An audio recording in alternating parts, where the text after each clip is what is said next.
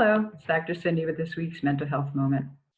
The question, is the glass half empty or half full, is a common expression about optimism and pessimism. Someone who sees the glass as being half full looks at circumstances from a positive perspective, while someone who sees it as half empty tends to have a more negative point of view. Not surprisingly, those with the half full mentality are likely to be more happy and content, and have also been found to be more patient, more creative, more adaptable, and more playful than their glass half empty counterparts. I also think the half empty, half full paradigm is a reflection on gratitude. Seeing the glass as half full implies a focus on what one has rather than on what is missing. When we feel satisfied with what we have, there's a general sense of contentment because we feel we have enough and don't need anything else. In contrast, when we perceive emptiness in our lives, we will tend to feel incomplete in some way. That leaves us in a state of longing, grieving whatever loss or lack has created the relative emptiness, and hoping and wishing for the thing that might make it more full. So today I'm going to talk about gratitude. Gratitude, like forgiveness, can be tricky. It is often imposed as a quick fix for challenging experiences. Were you ever told when you were little that there were children starving in some other part of the world as a means to try to get you to eat a meal that you found distasteful? The implication, of course, is that you should be grateful for the food in front of you because some children don't have any food at all. I don't know about you, but I can't think of a single time that ever made my meal more palatable, and I would have been more than happy to offer up my dinner to those hungry children. The expectation of gratitude can contribute to people feeling guilty about their struggles. I often hear people say they shouldn't feel badly about circumstances in their lives because they know that many other people are in worse situations or have gone through more significant challenges.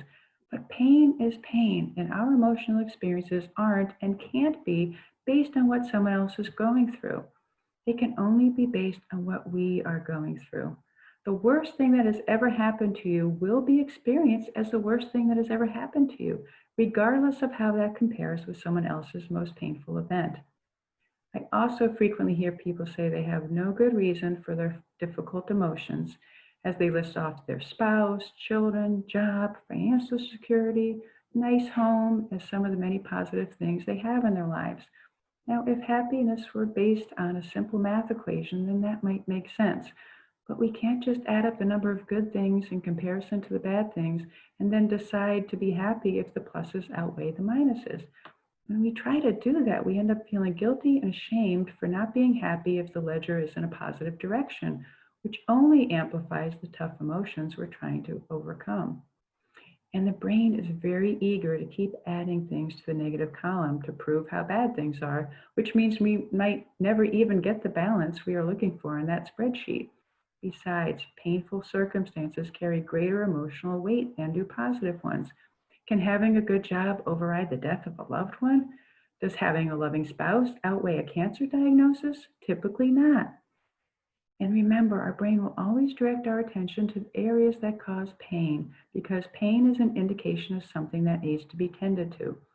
When you stub your toe, that becomes your focus in that moment, and you're not going to be reflecting on and appreciating all the other body parts that are feeling fine. That doesn't make you ungrateful for the overall health and well-being of your body. It makes you appropriately attentive to the physical pain you're experiencing at that time. In fact, in that scenario, when do we find ourselves feeling the most grateful? When the pain in the toe has gone away. The same is true for our emotional pain. When we experience it, the appropriate response is to pay attention to it. That doesn't make us greedy, selfish, ungrateful, indulgent, narcissistic, egocentric, self-focused, negative, or any of the other pejorative words we tend to use in relation to being engaged with our own emotional experiences. In fact, it is the lack of attention to and regard for our feelings and the feelings of others that is responsible for much of the dysfunction we see around us. To use a physical analogy, if you haven't eaten for 3 days, then find yourself eating everything in sight, the problem isn't that you just gorged yourself, it's that you were starving yourself up to that point. Similarly, when we find ourselves in despair, hopelessness, panic, or other extreme distress, That is often a culmination of the chronic neglect of our emotional experiences leading up to that. This is why I struggle when people suggest to others that they should count their blessings, particularly when that is offered as consolation for someone's emotional pain. Now, is recognizing the positive things in our lives important for our mental health and well being? Absolutely. But is that a helpful thing to offer to someone in distress? Generally not. Gratitude is both a mindset and a feeling, so it involves the head and the heart. Positive thought alone isn't gratitude, it's just platitude because it is devoid of the emotional experience of being thankful and appreciative. And you can't feel those things when you're in pain. It is much easier for us to be grateful for the things we have after we allow ourselves to mourn the things we don't. If you lose a loved one, you can't instantly bypass the sadness to appreciate the time you had with them. You have to go through the grief to get to the gratitude. If you feel hurt by what someone has done, you can't immediately get in touch with all of the positive aspects of that relationship. You have to address the grievance to experience the gratitude. When we attend to our feelings about whatever seems to be missing in our lives, that can also provide useful information for making changes that we might otherwise not think to make. If you find yourself feeling bored or unfulfilled or uninspired at work, it doesn't help to pep talk yourself into staying there because you earn a decent paycheck. That's part of the you should be grateful for what you have mentality that could put us between a rock and a hard place. That mindset might get you through the day, but day after day of enduring what feels like drudgery can take a significant emotional toll. What if you took some time to connect with those feelings to find out what they're about? We tend to avoid doing this because we're afraid of what the answer might be. Now, think about that. Where does that leave us if we don't want to know how we really feel? I would argue that gratitude, happiness, peace, contentment will all be very hard to achieve as long as we ignore how we really feel about situations in our life. If you find yourself resisting connecting to your emotions, it can be helpful to ask yourself what's the worst thing that could happen by doing so. The first answer to this is often just not wanting to feel bad, which is understandable. But remember that connecting to our feelings doesn't create emotions that wouldn't be there otherwise, and our feelings are always influencing us in one way or another, whether or not we are actively tuned into them. The longer we ignore them, the louder they get until they reach a volume and intensity that demands our attention. And then it's incredibly challenging and overwhelming and difficult to work through them. So why not be proactive in exploring your emotions rather than being ambushed by them? The more you practice routinely attending to your feelings and comforting yourself through them, the less resistance you will have to facing them. The next level of resistance is that fear about what the feelings might mean. The worry here is that if we pay attention to how we really feel, we might discover something difficult that we've been trying to ignore. And to be honest, we might. Connecting to the dissatisfaction you feel at work or in a relationship could make you fully realize how unhappy you really are with that aspect of your life. And that sounds like a negative outcome because it amplifies the challenging feelings. But emotions are just information. So it's actually helpful to connect to the depth of your discontentment at work, your unhappiness in a relationship, your dissatisfaction with whatever other situation you find troubling. That can bring the fullness of your emotions to light so you can access as much information as possible about what's really going on for you. If we allow it, that can actually be empowering instead of overwhelming. When you know how you're really feeling, you have the opportunity to sort through, address, and resolve whatever the source of those emotions is. As long as we don't really know what we're dealing with, we'll perpetually feel unable to deal with it. When you connect to struggles about particular aspects of your life, your brain will likely start coming up with all kinds of ideas for how to take care of this. Because our brains are big problem solvers, they automatically go into the mode of trying to fix things when pain is detected. This contributes to our fear of accessing our emotions because sometimes our brain comes up with ideas that might cause us anxiety, like quit your job or leave your marriage. That's when we tend to pull the plug on the whole operation because those suggestions feel unfeasible or impractical at best and terrifying and overwhelming at worst. But remember, our brain is all about efficiency and will try to give us a quick fix. Its assessment of the problem and the answers it comes up with at first aren't the only possible solutions. And our brain often presents us with the worst case scenario because it wants to fully prepare us as much as possible for all eventualities. If we cannot be scared off by the suggestions it gives us and take the time to explore and examine the nuances of our feelings about a situation, we can often discern what is really bothering us and figure out solutions that are much less extreme and could bring true resolution or at least provide substantial relief. To do this in the example of the work situation, you would spend some time connecting to the feelings you have about your job and see what information comes to you. Look at this like a fact-finding mission, with your role being to discover as many clues as possible to enable you to make sense of the whole picture. What situations at work do you find most difficult? Engage with each of those and connect further to those specific feelings. Is it when you are in meetings with others? If so, what happens there that feels uncomfortable? Is it during your interactions with your boss? Again, what feelings arise related to that? Do you feel inadequate or inferior or unheard in those meetings, or unappreciated and acknowledged by your boss? Follow those emotions to wherever they may lead, comforting yourself through them so they don't become overwhelming. You might discover a deep desire for approval from others based on how you define your value and worth.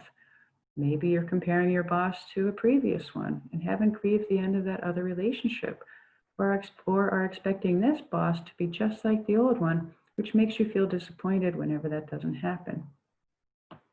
As you gather this information, you can work your way through the various elements of reviewing and reprocessing your perspective on the situation. Remember the I am okay model: interaction, assessment, memories, observation, and knowledge. For example, look at the situation with your boss as an interaction between your boss's behavior and a sensitivity that it touches in you. Then assess how you are perceiving and reacting to those experiences and connect to memories of other times you had those same feelings to get to the source of the difficult emotions. Remember to tend to the hurt for any painful feelings that arise. Then try to more objectively observe what actually happens with your boss and bring in knowledge that you are more able to access without the difficult feelings attached. You might, for example, recognize ways this boss does notice and value your work. When you start to see this relationship from a broader and more balanced perspective, that puts you in a position of being able to appreciate the favorable aspects of your interactions. And if the areas that are lacking are ones that feel particularly important to you, you can now more objectively assess what your options are. If you really want more recognition and approval for your work, can you provide any of that for yourself? I find that people often don't give themselves credit for a job well done. And making it a daily practice to do so will automatically mean you experience more recognition and approval related to your work. Can you express appreciation to your boss when positive feedback is given? That could potentially reinforce that happening more often. Are there others at work who can provide approval, even if your boss doesn't? Are there ways to have more of that need met outside of your work environment through other experiences in your life? Consider whatever ideas come to you as being possible options for achieving greater satisfaction in your work life. Be open to them all, knowing that nothing needs to be decided in that moment. Let's say your job dissatisfaction comes from the work itself. Look at the various elements of your job and identify which ones you find most unpleasant. Do you dread making phone calls to clients? Spend some time exploring the deeper feelings related to that. The things we resist or resent doing often highlight a personal sensitivity that we haven't faced in ourselves. Do you feel inadequate or self-conscious during those calls? Are you imposing a negative expectation about how they might go? What internal emotional work can you do to address these underlying dynamics? If your job dissatisfaction is based on feeling that what you do isn't very meaningful or doesn't make a significant difference in the world, explore where that is coming from and what it relates to. It could be a more subtle version of wanting approval and recognition from others and pinning your own self-worth on doing something important. If it's truly coming from humanitarian motives, Are there ways to make a bigger difference in the world through pursuits outside of work that can help satisfy this need? Also, try to recognize that every job is meaningful to somebody, and each exists because it provides some necessary benefit or service. Maybe you feel dissatisfied because your job doesn't sufficiently utilize your talents or tap into your interests. In that case, consider how you might bring more of that into the work you do and or how to find opportunities to satisfy that desire in your personal life. In all of these examples, the goal is to spend enough time with your emotions to get to the heart of what's really bothering you so you can then have a broader and more accurate understanding of the current situation you are involved in. After you've examined the difficult areas, look at what elements of your job you find more enjoyable. Do you thrive on leading meetings? Do you feel accomplishment when you've assisted a colleague? What skills and interests of yours does your job align well with? Are there opportunities to do more of those things to help offset some of the others? Are there benefits of the job that enhance your experience there? A flexible schedule, a reasonable workload, friendly and supportive coworkers can all go a long way toward making a less than ideal job feel acceptable overall. This process of discernment enables us to recognize what's truly important to us and what our priorities are. It helps us figure out if there are some absolute bottom line things that we feel we have to have in order to feel fulfilled, which is the starting point for us then figuring out how to try to get more of the experiences that we want and also what we can do without. Those will be different for different people, and you might find that they even vary for you based on what else is going on. That flexible schedule is going to feel especially important when the school nurse asks you to pick up a sick child early from school. You are more likely to be focused on the size of your paycheck if you have a large expense coming up. And some things will be weighted more heavily than others. My favorite personal example of this was when I test drove a new van. I was so excited to find it. The price was right, the mileage was low, and had all of the features I was looking for. Everything about it was absolutely perfect except for one single thing. I didn't like how it felt to drive it. Try as I might to convince myself to go ahead and buy it anyway, I just couldn't reconcile purchasing a vehicle I wouldn't enjoy driving. Only you can know what the right elements are for you. And when you have really done the work to sort through, attend to, and clarify how you feel, you will be in a much better position to honor your truths and pursue experiences and make decisions that are in line with that.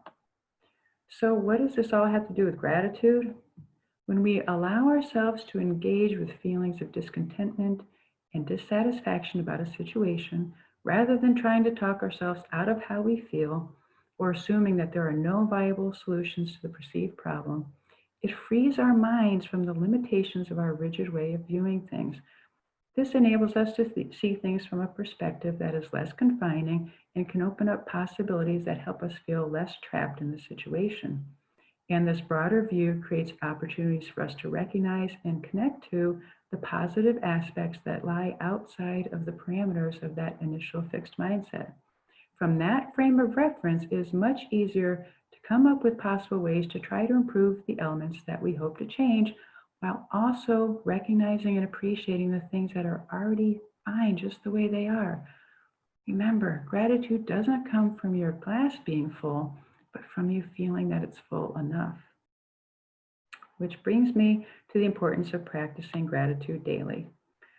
When you have learned more about yourself and what you value in your work life or your relationships, then you can make a point of attending to the presence of those. As you get ready for work in the morning, rather than dwelling on those dreaded phone calls that you'd rather not make, steer your thoughts to the more positive things you anticipate in your day. Play those out in your mind and allow yourself to feel enthusiasm and appreciation for those experiences. When you are finished for the day, reflect on the things you accomplished and praise yourself for a good day's work. If there's unfinished business that is creating emotional distress, by all means attend to that first. But be sure you don't end on that note. No matter what kind of day you had, there's always something to be grateful for. There's a simple technique you can use regularly to help balance out your emotions and keep you in a more grateful state. To do this, you would sit comfortably, close your eyes, and take several slow, deep breaths. Put your hand on your heart and focus your attention there. Imagine your breath is flowing in and out of your heart or chest area as you breathe a little more slowly and deeply than usual. Then think of a situation or circumstance that you deeply appreciate. This might be a person or animal that you love, something good that happened to you recently, or a time when you were honored or appreciated by others. Really try to connect with that experience and allow the gratitude to flow through your heart and around your whole body. Even doing this regularly for 5 minutes can work wonders in helping you get through each day feeling that what's in your glass is exactly enough for you. Take care. I'll see you next week.